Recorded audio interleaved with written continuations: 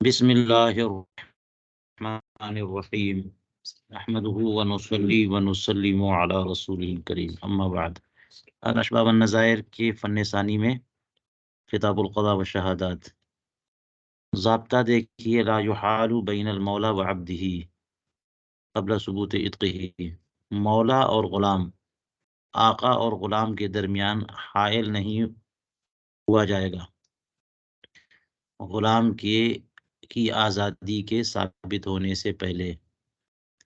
یہ ہو گیا ضابطہ۔ تو غلام اور آقا یہ دونوں تو بڑا خاص رابطہ تعلق ہے نا۔ تو کون غلام کو اس کے آقا سے الگ کر سکتا ہے؟ وہ تو اس کی ملکیت میں ہے۔ پورا اقتدار اور اختیار تو غلام پر کس کو ہے؟ مولا کو ہے۔ تو اس سے الگ کوئی کر سکتا ہے؟ یہ ظلم ہوگا کہ نہیں ہوگا؟ تو وہی دونوں کے درمیان حائل نہیں ہو سکتے، یعنی حبس، کہ غلام کو قید کر دیا جائے، روک دیا جائے، کس سے؟ ہاں، آقا سے روک دیا جائے کسی بھی طور پہ۔ شوکت اس کو حاصل ہے تو کیسے ایسا ہو سکتا ہے کہ کوئی بیچ میں آ جائے؟ لیکن قبل ثبوت عتق، جب آزاد ہو گیا غلام تو اس کی اپنی آزادی اور اپنی زندگی ہو گئی۔ اب کوئی اس کو دبا کے رکھ سکتا ہے؟ اب اسے محجور کرنا، مقید کرنا، محبوس کرنا، یہ ظلم ہوگا کہ نہیں ہوگا؟ یا آقا، یعنی آقا ابھی بھی اپنے پاس رکھے تو یہ ظلم ہوگا؟ یا کوئی اسے جب آزاد کر چکا اور اب بھی آقا اس پہ اپنا دباؤ بنائے ہوئے ہے، تو اب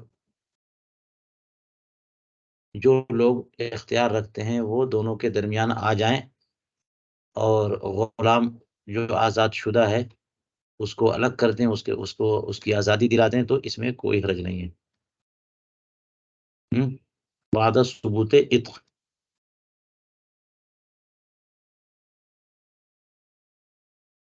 اس لیے کہ یہ جو کہا گیا کہ حائل نہیں ہو سکتے قبل ثبوت عتق، جب وہ غلام ہے تو کون اس کو اس سے الگ کر سکتا، کون بیچ میں آئے گا؟ لیکن بعد ثبوت عتق تو راستے بنیں گے، کیونکہ اب کیا غلام ہے کیا اس کا، آزادی دینی پڑے گی۔ تو اس کا معاملہ یہی ہے، حبس، روک دینا کسی کو، جو بھی روکے گا غلام کو اس کے آقا سے تو یہ حائل ہوگا کہ نہیں ہو۔ الا فی ثلاث مسائل مذکورۃ فی منیۃ المفتی، 3 صورتیں ہیں جن کا ذکر منیۃ المفتی میں ہے کہ وہاں آقا اور غلام کے درمیان حائل ہوا جا سکتا ہے، اسے حبس بھی کر سکتے ہیں، روک سکتے ہیں، غلام کو الگ کر سکتے ہیں۔ اور یہاں پر یہ نہیں بتایا کہ وہ کون ہے جی۔ وہ 3 مسائل کون سے ہیں، جن میں ایک تو وہ ہے، دیکھیے اس نسخے میں بتایا کہ مدعا علیہ، نہیں یہ تو نہیں ہے، یہ اوپر ان یأبى المدعی مدعا علیہ اعطاء الکفیل،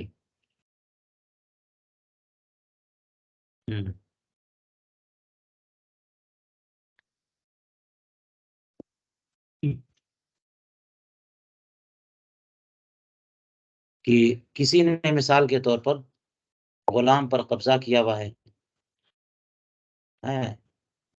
اور اس کا دعویٰ ہے مالک کا کہ یہ غلام میرا ہے، تو وہ جو قبضہ کیا ہوا ہے وہ چھوڑ نہیں رہا ہے، تو اسے کہا گیا کہ کفیل دو، اگر یہ نہ ثابت ہو گیا کہ اس کا ہے تو تمہیں غلام کو چھوڑنا پڑے گا۔ تو اگر وہ کفیل دینے سے منع کرے تو ایسے موقع پر اس غلام کو کسی عادل شخص کے پاس رکھ دیا جائے،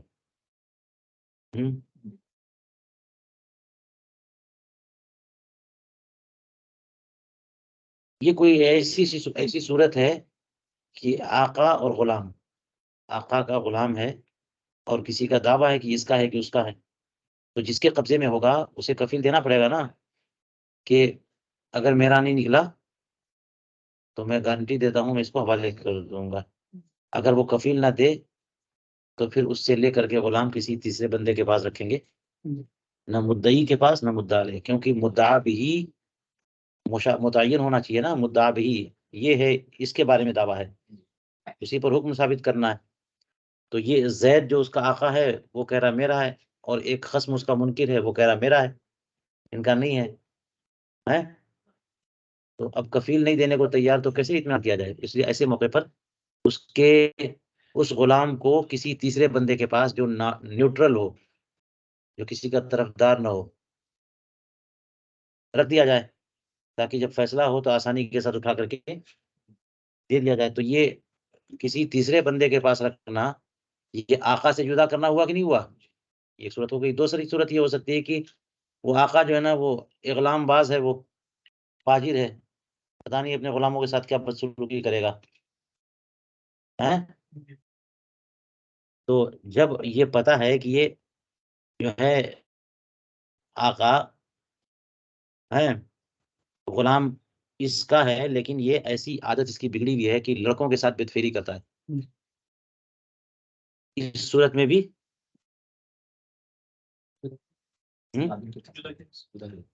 اور تیسری صورت بتائی کہ وہ غلام ایسا ہے کہ وہ تو بھاگ جائے گا،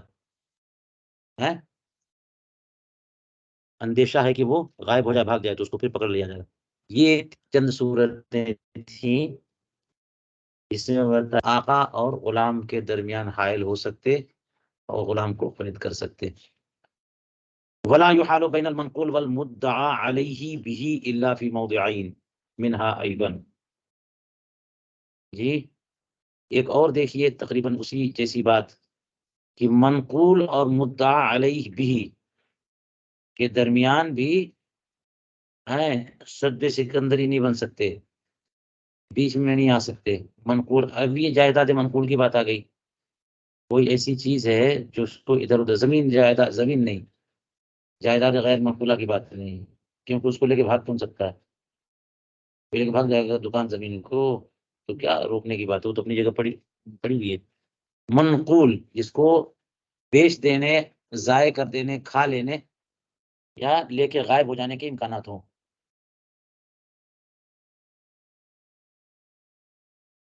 اور مدعا علیہ بھی، وہ مدعا علیہ جو اس منقول، جس پر اس منقول کا دعویٰ ہے، یعنی مدعی نے مدعا علیہ پر دعویٰ کیا کہ یہ جو جائیداد مدعا علیہ نہیں، یہ جو سامان مدعا علیہ کے ہاتھ میں ہے وہ سامان میرا ہے.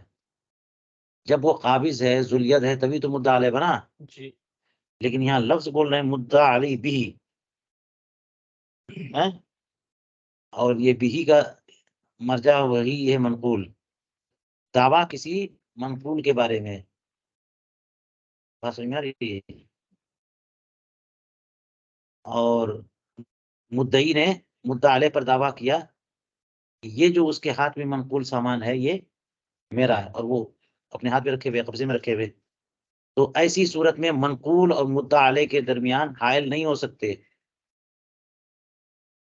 جی وجہ یہ ہے کہ وہ تو منکر ہے نا، وہ تو مدعا علیہ ہے، اس کا تو قبضہ پہلے سے ہے.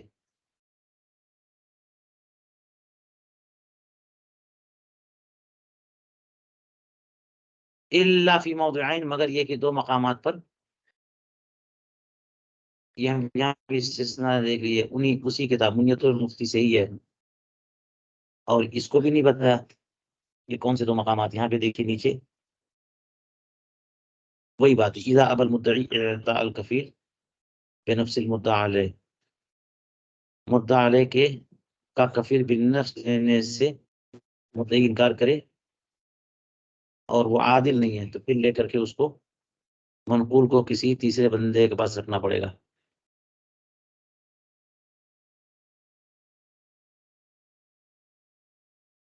اور دوسری صورت کیا ہے؟ اذا ابا المدعی علیہ اطاع الکفیل اور لم یجد وعجز المدعی عن ملازمتی، تب بھی یہ مدعا علیہ اطاع الکفیل نہ کر سکے، اس میں کہ مدعی کفیل نہ دے سکے یا پھر مدعا علیہ کفیل نہ دے سکے، اور کوئی اور صورت بھی نہ ہو کہ اس کے ساتھ ساتھ چپٹا رہے، لگا رہے.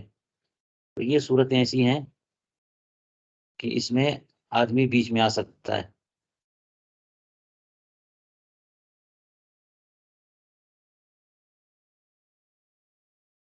لا یلزم المدعی بیان السبب، بیان السببی، مدعی پر سبب کا بیان لازم نہیں ہے. اب اس صورت میں بیان السبب فاعل ہوگا، لا یلزم المدعی بیان السبب.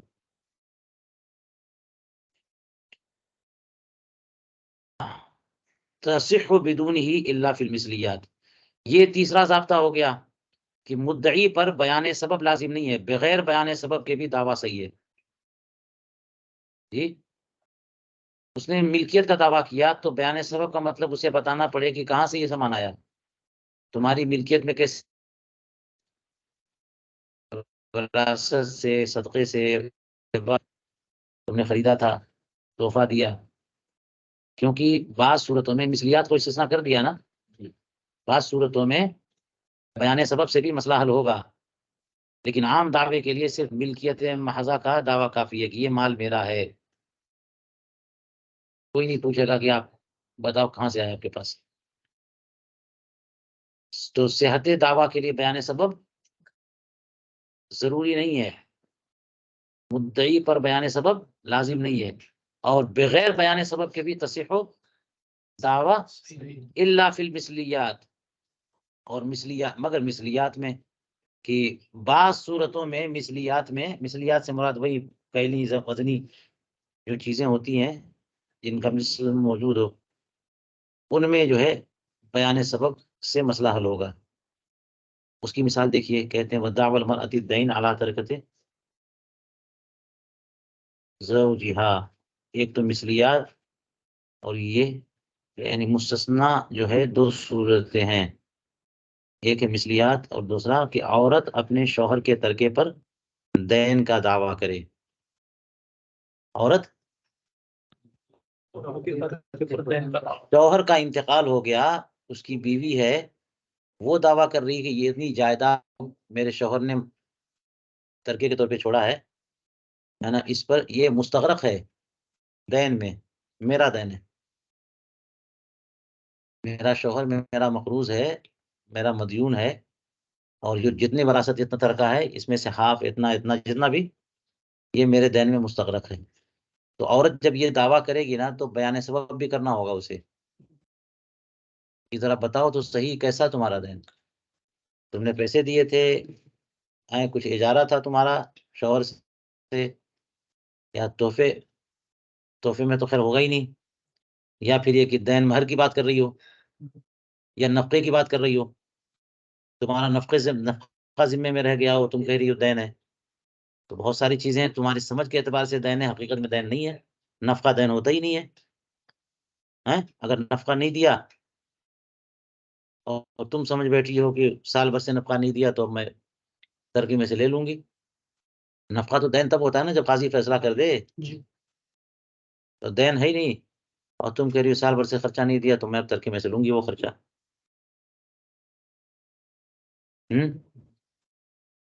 یا مہر کا معاملہ ہو تو پھر اس میں اور زیادہ معاملہ ہوتا ہے کہ تمہیں قسم بھی کھانی پڑے گی کہ تم نے استعفیٰ نہیں کیا تھا، تمہیں مہر نہیں ملا. تو اس لیے بتائے تو صحیح، اس میں تو اور مسائل ہوں گے، پہلے بتائے. اس میں ہو سکتا ہے کہ مدعی بن جائے یا خصم بن جائے یا کیا بنے. عورت نے کہا کہ میرے شوہر کا ترکہ جو ہے وہ میرے دین میں مستغرق ہے، یا میرا دین اس پر آتا ہے، تو بتانا پڑے گا کیسا. اسی طرح سے مثلیات میں بھی بتانا پڑے گا کیسا، کیونکہ سلم وغیرہ میں کہیں یہ ہوتا ہے کہ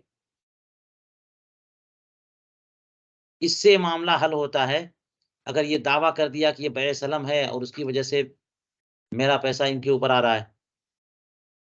ہے، دعویٰ کر دیا تو پوچھا جائے گا کہ کیسا؟ اس نے بتایا کہ سلم کا معاملہ ہوا تھا. تو اب اس کا حل یہ ہے کہ جناب 1 مہینے کی مدت تھی، اس سے پہلے تم مطالبہ ہی نہیں کر سکتے ہو، تو سب معاملہ ہی بیکار ہے. سلم میں تو اجل ہے، تم ابھی کہاں سے اٹھ گئے؟ بلا وجہ میں کیس کھڑا کر دیا، کیس بنتا ہی نہیں تھا. ہو سکتا ہے کوئی ایسی بات ہو جس کی وجہ سے معاملہ آسان ہو جائے. اس لیے مثلیات میں بھی سبب بتانا پڑے گا. عورت دعویٰ کرے دین کا شوہر کے ترکے پہ تو سبب بتانا پڑے گا. 2 مثال ہو گئی. فرماتے ہیں کہ دوسری جو مثال ہے جامع الفصولین سے ہے، اور پہلی مثال جو ہے وہ ہماری شرح البحر الرائق کی کتاب الدعوہ سے. یہ بات ہو گئی. چلیے اب آگے چلتے ہیں. الشہادۃ بحریۃ العبد بدون دعوہ لا تقبل عند الامام.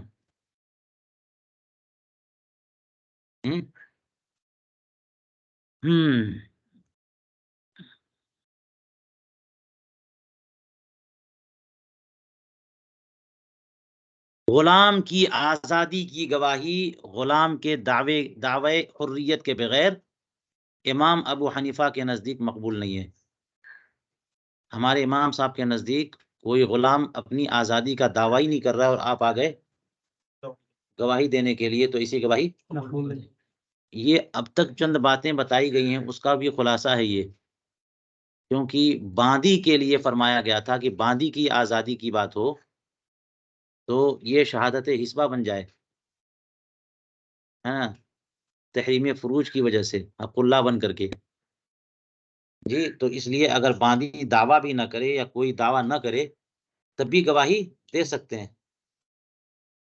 اس میں ساری باتیں لے کے آ گئے تھے کہ باندی کو مدبر بنانے کی بات ہو، ملولد بنانے کی بات ہو، یا آزادی کی بات ہو، سب حریت اصلیہ، حریت عارضہ، وغیرہ وغیرہ. لیکن یہ باندی کا معاملہ ہے اور یہاں پر تحریم فروج کا مسئلہ ہی نہیں ہے، کیونکہ کوئی بھی غلام کو اپنی ملکیت میں رکھے گا تو کیا فروج کا استعمال ہو سکتا ہے؟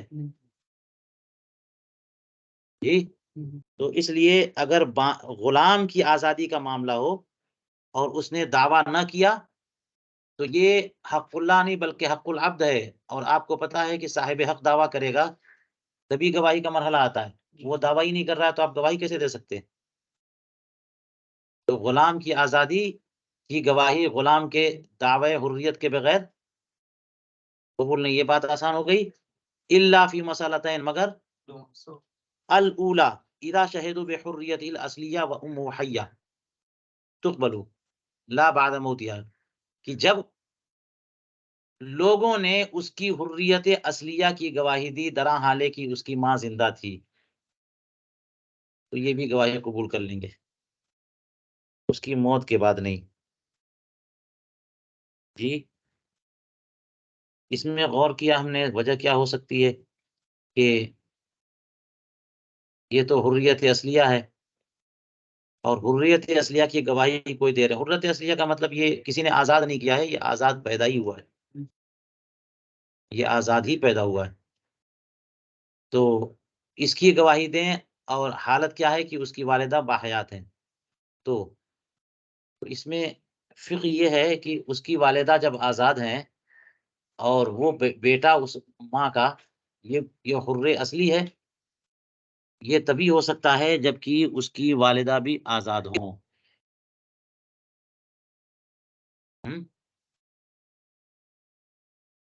اس کی والدہ بھی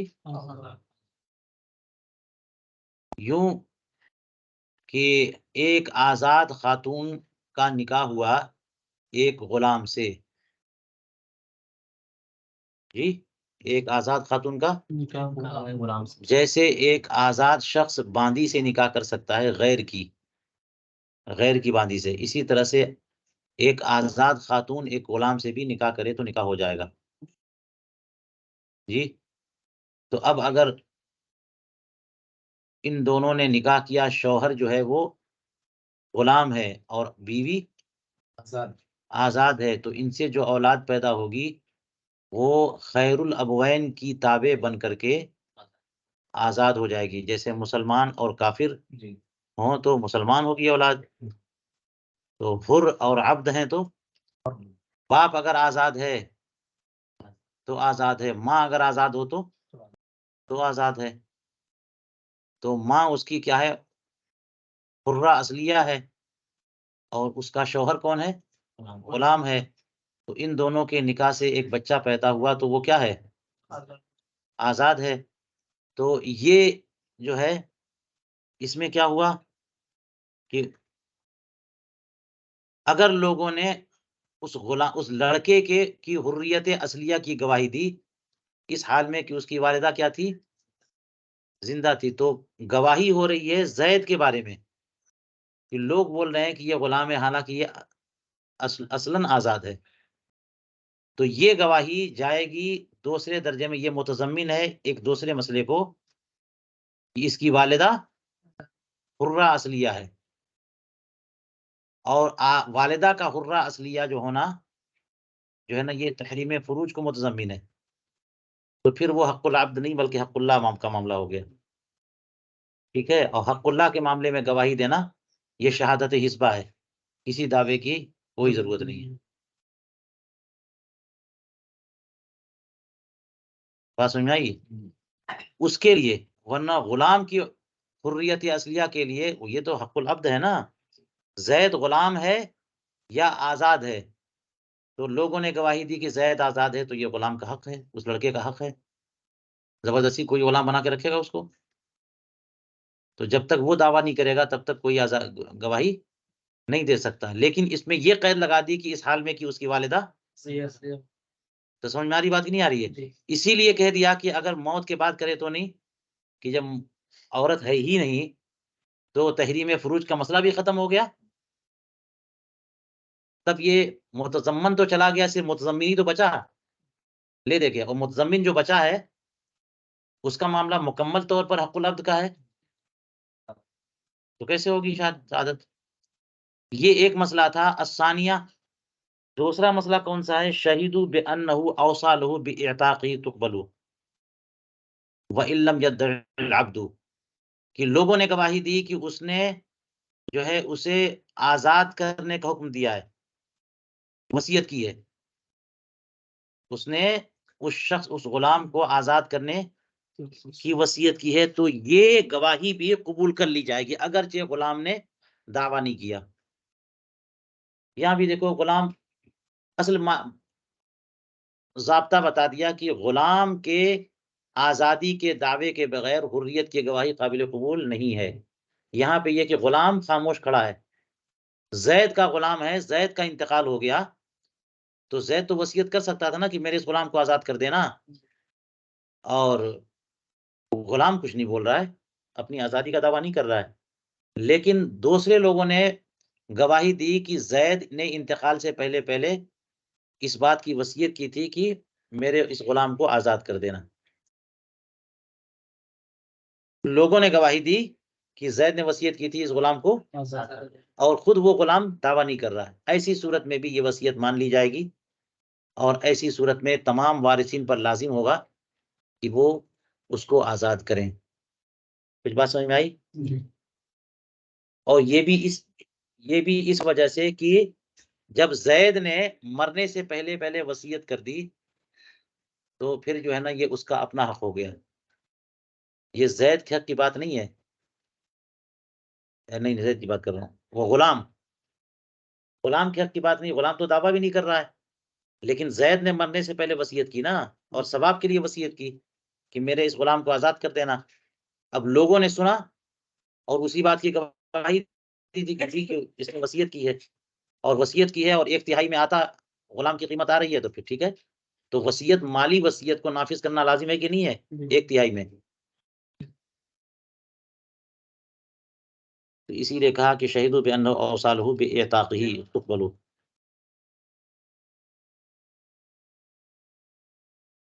اگرچہ غلام دعویٰ نہ کرے.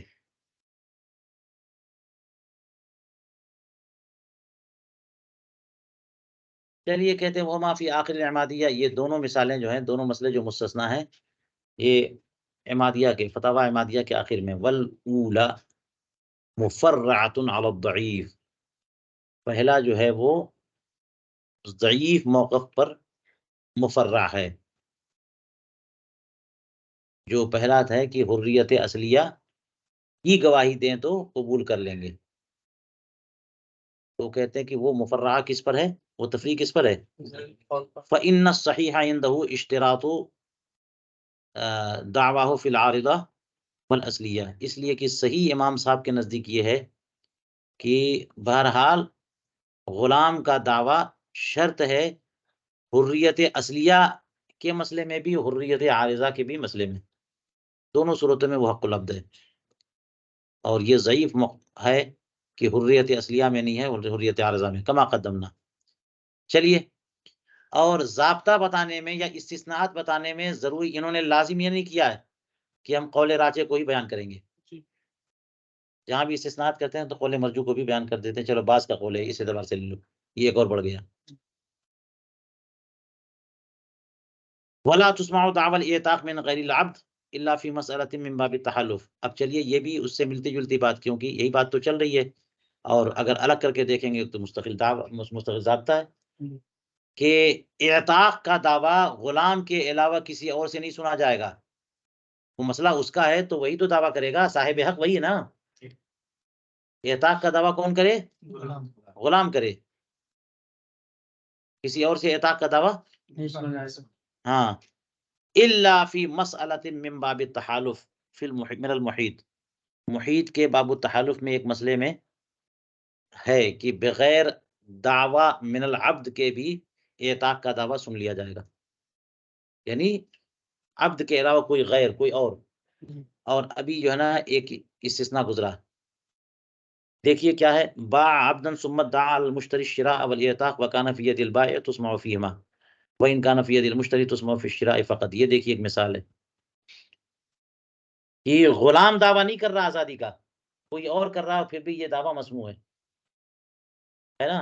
وہ کیا ہے کہ اس نے ایک غلام کو آزاد کیا، نہیں بیچا، باع عبدن، ایک غلام کو، ثم ادعى على المشتری الشراء والاعتاق، پھر مدعی بائع نے مشتری پر دعویٰ کیا کہ اس نے خریدا بھی اور آزاد بھی کر دیا. وکان فی ید البائع، اور ابھی مبی بائع کے ہاتھ میں ہے، تو یہ دعویٰ سن لیں گے. فیہما کا مطلب یہ ہے کہ شراء میں بھی اعتاق میں بھی. وان کان فی ید المشتری، اور اگر مبی مشتری کے ہاتھ میں جا چکی، وہ غلام جا چکا، تو صرف خریداری کے حق میں یہ دعویٰ سنا جائے گا، اعتاق کے حق میں. تو اس کا اب اس کے اندر جھانک کے دیکھیں کہ وجہ کیا ہے، لیکن اس سے پہلے موٹی موٹی بات تو سمجھ میں آئے. زید نے اپنے غلام بکر کو، اپنے غلام کو بیچ دیا، اور ابھی اس کا غلام اسی کے پاس ہے. ایجاب و قبول سے پہلے مکمل ہو جاتی ہے نا، اور ملکیت بھی ثابت ہو جاتی ہے. کس کی؟ مشتری کی. مشتری کی ملکیت کس پر؟ مبی پر. تو غلام کو اپنے غلام کو زید نے بیچ دیا مشتری کو، مشتری نے خرید لیا، یہ کام ہو گیا. اب زید جو ہے یہ دعویٰ کر رہا ہے کہ مشتری نے مجھ سے یہ غلام خریدا بھی اور آزاد بھی کر دیا، جبکہ ابھی غلام زید کے ہی ہاتھ میں ہے، قبضے میں، ابھی اس نے تسلیم مبی نہیں کیا ہے. تو اس میں یہ دعویٰ جو ہے نا دونوں سن لیں گے. کون سا دعویٰ؟ ہاں، کہ اس نے آزاد بھی کر دیا. اور اگر غلام کو دے چکا ہے اور کہہ رہا ہے کہ مشتری نے خریدا بھی اور آزاد بھی کیا، صرف شراء میں سنیں گے، اعتاق میں نہیں سنیں گے. اس کی وجہ یہ بتا رہے ہیں کہ جب اس نے بیچ دیا تو ملکیت تو اس کی ہو گئی نا، لیکن آپ کو پتا ہے کہ اگر اس نے بائع نے سامان بیچ دیا اور ابھی قبضہ نہیں دیا، تسلیم مبی لازم ہے اس کے اوپر، وہ چیز ضائع ہوگی تو کس کی ضائع ہوگی ہے، اور تاوان کیا ہے، تو اسی کو مضمون اعلی سومی شراء بولتے ہیں. تو اب کیا نام ہے، اس کے اوپر ذمہ آئے گا کہ تسلیم مبی واجب، اور اس نے دیا نہیں تو لازم تو پڑے گا کہ اس کو دینا پڑے گا تاوان. تو اس لیے یہ بول رہا ہے کہ دعویٰ کر رہا ہے کہ مشتری نے خریدا بھی اور آزاد بھی کر دیا. خریدا بھی تو غلام آزاد ہو گیا. جب غلام کی ملکیت ثابت ہو گئی اور ملکیت کے بعد اس نے آزاد کر دیا تو آزاد بھی ہو گیا، اور اس کے بعد غلام میرے پاس مرا ہے تو مجھے کیا دینا پڑے گا؟ یہ دعویٰ جو ہے نا مفید ہے، اعتاق کا دعویٰ مفید بن رہا ہے، اس لیے دعویٰ بن رہا ہے. ٹھیک ہے، لیکن اگر وہ دے چکا، غلام جو ہے حوالے کر چکا کس کے؟ مشتری کے. اب کہتا ہے کہ مشتری نے خریدا بھی اور آزاد بھی کر دیا، تو یہ مفید نہیں ہے. آزاد کر دیا کہ نہیں کر دیا تمہارا کیا ہے؟ تم کو تمہارے زمان سے تو مبی نکل چکا نا، تمہاری تو کوئی ذمہ داری نہیں ہے. تم نے یہ کہا کہ مشتری نے مجھ سے غلام خرید لیا، تو یہ صحیح بات کہی تم نے. اب اس نے آزاد کر دیا، تم کو کیسے پتا؟ اس کی آزادی سے کیا فرق پڑے گا؟ اب وہ غلام ہلاک ہو تب بھی تمہارا کچھ نہیں، نہ ہلاک ہو تب بھی تمہارا کچھ نہیں. تو اب اس غلام کو پہلے دعویٰ کرنے دو آزادی کا، وہی اصل بات آ جائے گی. اب آزادی کا دعویٰ کرنے کا حق تمہیں کیا پہنچتا ہے؟ بھائی کو. غلام آزادی کا دعویٰ کرے تو بات سوچی ہوگی. اسی لیے کہتے ہیں کہ یہ صورت ہے کہ غیر شخص بھی غلام کی آزادی کا دعویٰ کرے تو اس کا دعویٰ قبول کریں گے. پہلی والی صورت میں اس نے بیچا اور ابھی غلام اس کے پاس ہی ہے، اور کہا دعویٰ کیا کہ یہ مشتری نے خریدا بھی اور آزاد بھی کر دیا، تو یہ دعویٰ سنا جائے گا اگر بینہ پیش کر دے تو.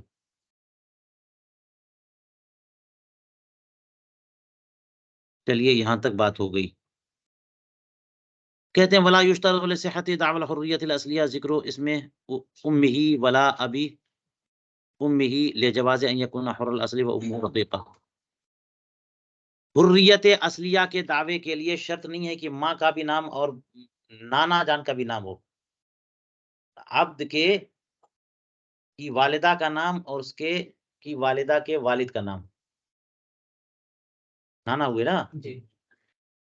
حریت اصلیہ کے دعوے کے لیے یہ شرط نہیں ہے، اس لیے کہ ہو سکتا ہے کہ وہ حر الاصل ہو اور اس کی والدہ رقیقہ ہو. ہاں یہ کب؟ جبکہ وہ شوہر آزاد ہے اور وہ مالک ہے اس کا. والدہ جو ہے رقیق ہے، مطلب باندی ہے، اور اس کا مالک ہے، تو بیٹا تو حر الاصل ہوگا نا. اپنی باندی سے جب بیٹا ہوتا ہے تو کیا ہوتا ہے؟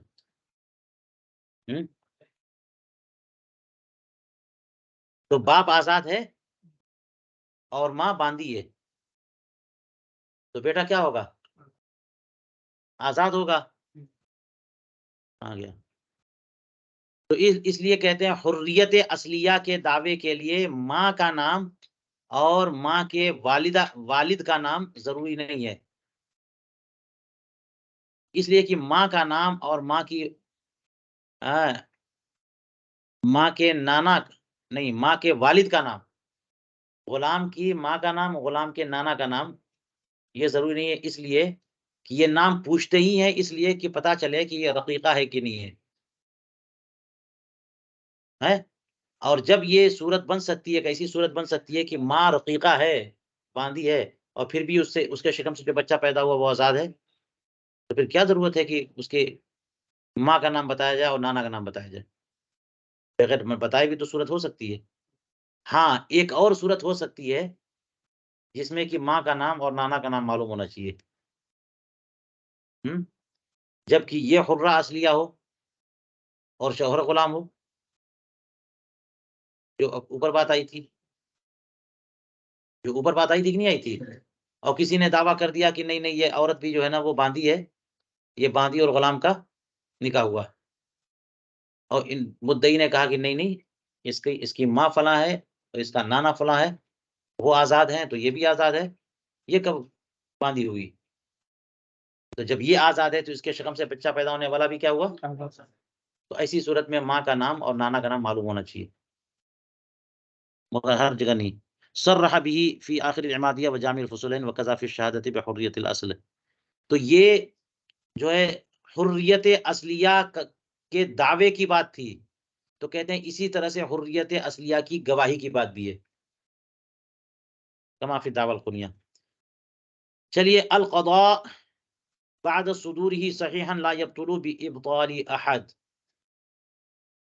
قضا جب صحیح طور پر صادر ہو جائے تو کسی کے باطل کرنے سے باطل نہیں ہے. قضا مؤثر ہے نا، کوئی اور قضا کو، لیکن شرط وہی ہے نا کہ مذہب کے مطابق ہو، راجح قول پر ہو، غیر مجتہد فی میں خلاف واقع نہ ہو، اور مجتہد فی میں ہے اور قاضی مجتہد ہے تو پھر وہ ہاں مرجوح قول پر بھی کرے تو مجتہد کو اختیار ہوتا ہے، اور غیر مجتہد ہے تو مرجوح نہ ہو، راجح قول ہو، مذہب سے باہر نہ ہو، وغیرہ وغیرہ جو شرطیں ہیں. تو قضا جب صحیح طور پر ہو جائے، فیصلہ جب صحیح طور پر ہو جائے تو فیصلہ نافذ العمل ہوتا ہے، کسی کے باطل کرنے سے باطل نہیں ہوتا. الا، اب یہ ہو گیا ضابطہ، استثناء دیکھیے، الا اذا اقر المقضی له ببطلانہ فانه یبطل. مقضی لہو خود بطلان کا اقرار کر لے تو باطل ہو جائے گا. زید اور بکر کی خصومت تھی، قاضی نے سارے ثبوتوں کو دیکھ کر کے زید کے حق میں فیصلہ کر دیا ہے، اور زید اب خود کہہ رہا ہے کہ نہیں، یہ فیصلہ میرے حق میں جو ہوا ہے یہ فیصلہ صحیح نہیں ہوا، میں اس سے برات کا اظہار کرتا ہوں. تو یہی ایک صورت ہے کہ قاضی کا فیصلہ بھی کالعدم ہو جائے گا. مقضی لہو، مقضی علیہ نہیں، مقضی جس کے حق میں فیصلہ ہوا وہ خود ہاں کہہ دے کہ نہیں نہیں یہ فیصلہ ٹھیک نہیں ہوا. الا فی المقضی بحریتی، مگر اگر قاضی نے حریت کا فیصلہ کر دیا کسی کے حق میں، اور جس کے حق میں حریت کا فیصلہ کیا ہے وہ خود منع کرے گا اور کہنے لگے کہ نہیں نہیں یہ فیصلہ صحیح نہیں ہوا، تب بھی فیصلہ صحیح رہے گا، تب بھی ہاں، کیونکہ زبردستی اپنی عبدیت کا اقرار جو ہے نا ٹھیک نہیں ہے. حر جو ہے اپنی عبدیت کا اقرار کرے، مملوکیت کا، یہ ٹھیک نہیں ہے. وفیما اذا ظہر الشہود عبیدا او محدودین فی قذف بالبینہ فانه یبطل القضاء لکونہ غیر صحیح. تو یہ دوسرا مسئلہ ہے نا، یہ مستثنا الا فی المقضی، اور مستثنا سے مستثنا ہے یہ، یعنی اوپر کہا تھا الا اذا قال المقضی له ببطلانہ، اور پھر اس سے مستثنا الا فی المقضی بحریتہ. وفیما اذا ظہر الشہود عبیدا او محدودین فی قذف بالبینہ. تو یہ جو ہے نا مستثنا سے جو مستثنا ہے اس پر عطف ہے، الا فی المقضی بحریتہ پر عطف ہے، الا اذا پر نہیں، اذا پر نہیں، ٹھیک ہے. تو مقضی لہو جب اقرار کرے کہ یہ فیصلہ باطل تو باطل ہو جائے گا، مگر جس کے حق میں حریت کا فیصلہ ہوا وہ کہے کہ میری حریت کا فیصلہ صحیح نہیں ہے تو قضا باطل نہیں ہوگی اور وہ آزاد ہی رہے گا. اور نیز فیما اذا ظہر الشہود عبیدن، کہ غلام کیسے نکلے، نہیں شہود کیسے نکلے، غلام نکلے، جتنے گواہوں نے گواہی دی تھی وہ کیا نکلے، غلام. یا پھر محدودین فی القذف نکلے، اور قرآن پاک نے تو لا تقبل لهم شہادۃ ابدا کہا ہے. بعد میں پتا چلا گواہی ہو گئی ان کی، بعد میں پتا چلا کہ ان کو تو قذف کی سزا ہوئی ہے، ان کی گواہی قبول ہی نہیں کر سکتے، تو فیصلہ غلط ہوا.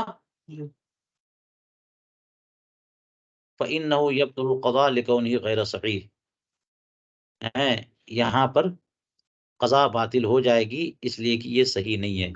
اس تفصیل سے پتا چلا کہ یہ مستثنا ہاں سے برعطف ہے، نہ کہ مستثنا کے مستثنا پر، کیونکہ یہاں پر بھی قضا باطل ہے، اور اوپر کہا تھا کہ مقضی لہو خود کہہ دے کہ قضا باطل ہے تو قضا باطل ہے. یہاں بھی کہہ رہے ہیں کہ فیصلہ ہو گیا لیکن بعد میں پتا چلا کہ وہ تو سب کے سب غلام تھے تو قضا باطل ہے. اور اس کو کس طور پر وہ کریں گے، اسے یوں بھی کہہ سکتے ہیں کہ چلو عطف اسی پر مان لیتے ہیں، مستثنا بعد المستثنا اس پر عطف مان لے، لیکن توجیہ بھی کر دی کہ یہ اس میں شامل ہی نہیں ہے. مستثنا تو وہ ہے نا جو مستثنا منہو میں داخل ہو. جی مستثنا کون؟ تب تو آپ خارج کرو گے. اور وہاں مستثنا منہو جو ہے وہ کیا ہے؟ بعد صدورہ صحیحاً. کیا ہے؟ جو فیصلہ ہاں یعنی شرائط کا جامع ہو، شرائط قضا کا جامع ہے، ٹھیک ٹھاک فیصلہ ہوا ہے وہ.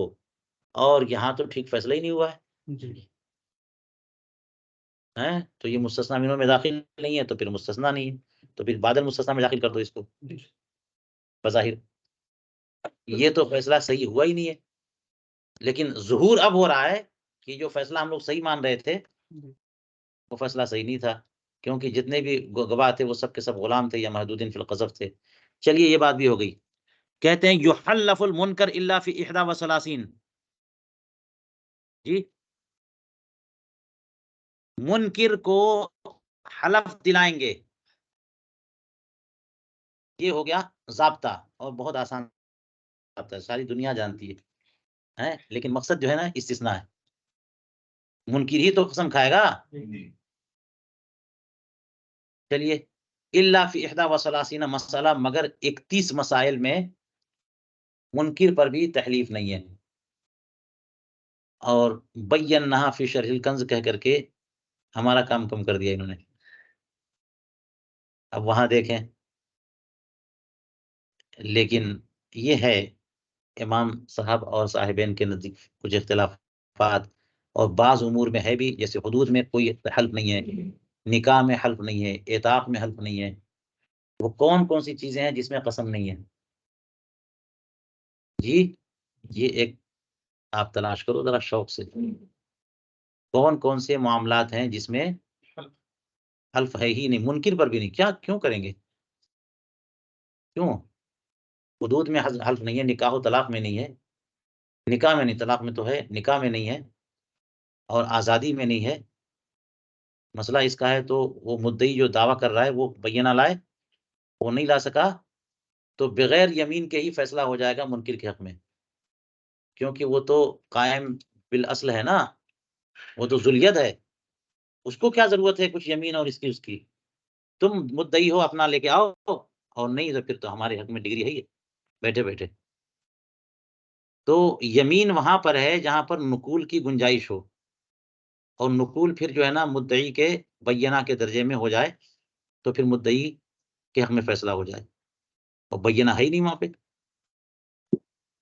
تو بہت سارے ایسے معاملات ہیں کہ جس میں قسم ہے ہی نہیں.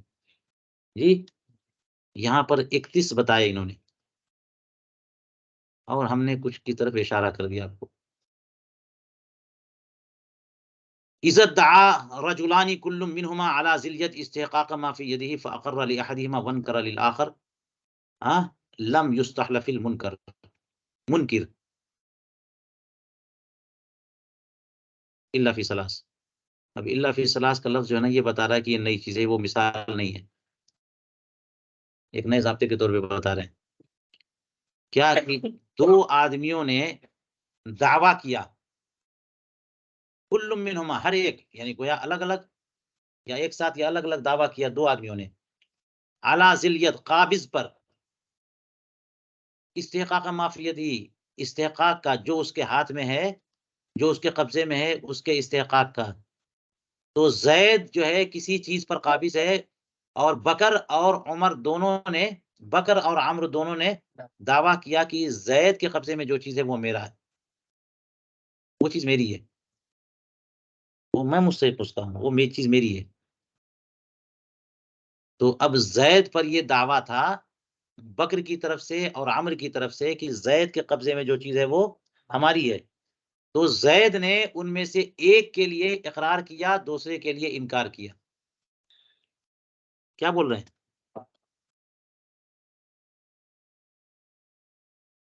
فاقرہ، کس اقرہ کی ضمیر کدھر جا رہی ہے؟ یہ ذلیت ہے. تو اس نے جو ہے نا قابض نے ایک کے لیے اقرار کیا، دوسرے کے لیے انکار کر دیا تو اب جو ہے منکر، اب منہما کا معاملہ کیا ہوگا؟ منہما ہے نا تمام نسخوں میں کہ منہا ہے؟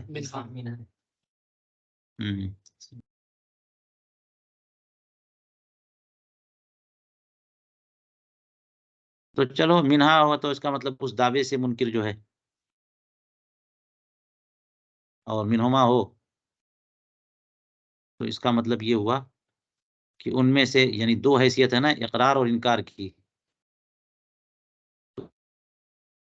ان میں جس حیثیت سے، ان دونوں حیثیتوں میں جس حیثیت سے وہ منکر ہے، اس اعتبار سے اس پہ استعلاف نہیں ہوگا، کیونکہ وہی مقر بھی ہے وہی منکر بھی ہے، ایک کے لیے اقرار کر رہا ہے، دوسرے کے لیے انکار کر رہا ہے۔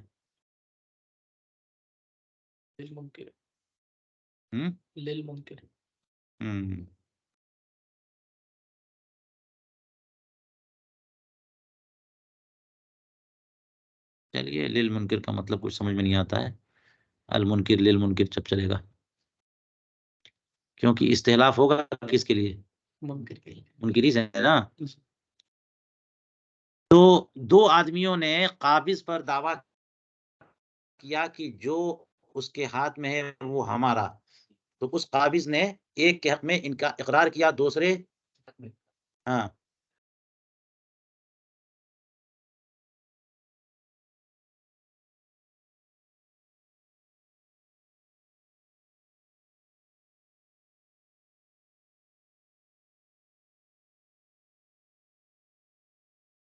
تو یہاں پر یہ بتا دیا کہ اس کو قسم نہیں دیں گے، الا فی ثلاث، مگر تین معاملے میں۔ وہ کون سا معاملہ ہے؟ دعوی الغصب والایداع والاعارہ، یہ تین ایسے مسائل ہیں کہ اگر یہی صورتحال رہی کہ دو آدمیوں نے دعویٰ کیا ذلیت پر، اور وہ ایک کا اقراری ہے دوسرے کا انکاری، تو کہتے ہیں کہ یہاں پہ قسم دیں گے۔ غصب کا دعویٰ ہو اور وہ انکار کر رہا ہے، یا فدیت کے طور پہ رکھنے کا دعویٰ وہ انکار کر رہا ہے، یا عاریت کے طور پہ دینے کا دعویٰ ہو وہ انکار کر رہا ہے، فَإِنَّهُ يُسْتَحْلَفُ الْمُنْكِرُ بَعْدَ إِقْرَارِهِ لِأَحَدِهِمَا، ایک کے لیے اقرار کیا اس کے بعد دوسرے کے سے انکار کیا تو اسے قسم دیں گے، کما فی الخانیہ مفصل، خانیہ میں دیکھو، خلاصہ میں ہے فی کل موضع لو اقر به یلزمه فاذا انکروا یستحلف، ہر جگہ یہ چلے گی بات کہ جس بھی مقام پر کوئی شخص مدعا علیہ یا ذلید اگر مدعی کے لیے اقرار کرے تو لازم آ جائے، اب اسے وہ چیز دینی پڑے گی مدعی کو، اور اگر وہ انکار کرے گا تو کوئی بھی معاملہ ہو اس میں استحلاف ہوگا، الا فی ثلاث ذکرہا، مگر تین صورتیں بتائی وہ مستثنا ہے، والصواب الا فی 34، اور درست یہ ہے کہ صرف 31 نہیں ہے بلکہ 34 ہو گئے، تو یہی تین بڑھا دیجیے نا، 31 سے 34 یہ بڑھا دی، اور دیکھ لو وہاں پہ کیا کیا۔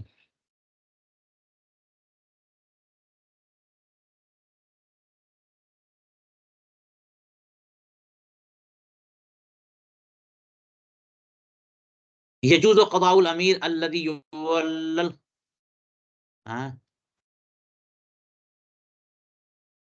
یولی القضاء وکذلک الکتابۃ القاضی، یہ کوئی اس طرح کی چیز جو ہے نا بار بار گزری ہے، وہ کیا ہے کہ امیر کا فیصلہ درست ہے کہ نہیں ہے، قاضی موجود ہے اور امیر جس نے اسے قاضی بنایا وہ بھی موجود ہے، تو وہ امیر جس نے اسے قاضی بنایا وہ امیر فیصلہ کرے تو یہاں بول رہے ہیں کہ اس کا فیصلہ بھی درست ہے، یہ بات آپ پہلے پڑھ چکے ہیں کہ وہ امیر کا فیصلہ درست ہو سکتا ہے بشرطے کہ اسی نے اسے قاضی بنایا، اور اوپر والے نے قاضی بنایا یا سلطان اسلام نے قاضی بنایا تو نہیں، کیونکہ یہ اس کا ترجمان تبھی ہوگا، جی یہ قاضی جو ہے اس امیر کا ترجمان ہے تبھی نا، کہ جبکہ اس امیر نے اسے قاضی بنایا تو وہ اصل ہے اور یہ اس کا ترجمان ہے، تو جیسے اس کے پاس پاور ہے اس کے پاس پاور ہے تبھی تو اس نے دیا اس کو، تو قاضی نہیں امیر کا فیصلہ درست ہے جس نے کہ قضا کا عہدہ اسے دیا ہے، اسی طرح سے اگر امیر کتاب القاضی القاضی لکھ دے تو وہ بھی درست ہے، الا ان یکون القاضی من جہت الخلیفہ، مگر یہ کہ قاضی اگر تو فاول امیر لا یجوز. بات ہو گئی. قضا فی الملتقط فرماتے ہیں وقد افتیت بان تولیۃ بادشاہ مصر قاضیا لیحکم فی قضیته بمصر مع وجود قاضیہ المولی من السلطان باطلا. یہ ایک زمانہ تھا بادشاہ مصر کا، بادشاہ کا کہ حاکم مصر کے حاکم نے اگر کسی قاضی کو کسی کو قاضی بنا تولیتا بادشاہ مصر قاضیا، کہ اس نے اگر کسی کو قاضی بنایا تاکہ مصر میں فیصلے کیا کرے، حالانکہ وہاں پر وہ قاضی موجود ہے جو بادشاہ نے قاضی بنایا.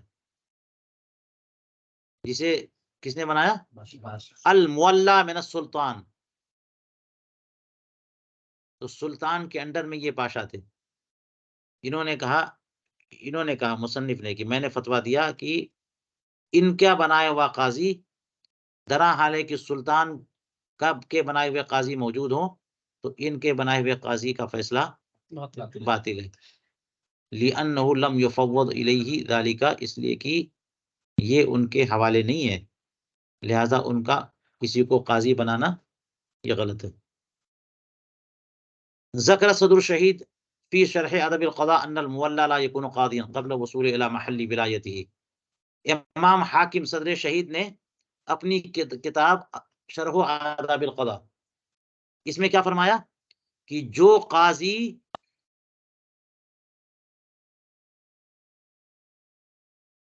عہدۂ قضا پر فائز ہو چکا، ان المولی جو قضا عہدۂ قضا پر فائز ہو چکا، جسے عہدۂ قضا ملا، لا یکون قاضیا قبل وصولی الی محل، جب تک کہ اپنے قلمرو میں نہیں پہنچے گا تب تک قاضی نہیں ہوگا. پہنچنے سے پہلے فیصلے دو چار کر دیے، اس کا کوئی اعتبار نہیں. جب وہاں پہنچ جائے جہاں کا قاضی ہے تبھی جا کے. یہ بات ہو گئی نا.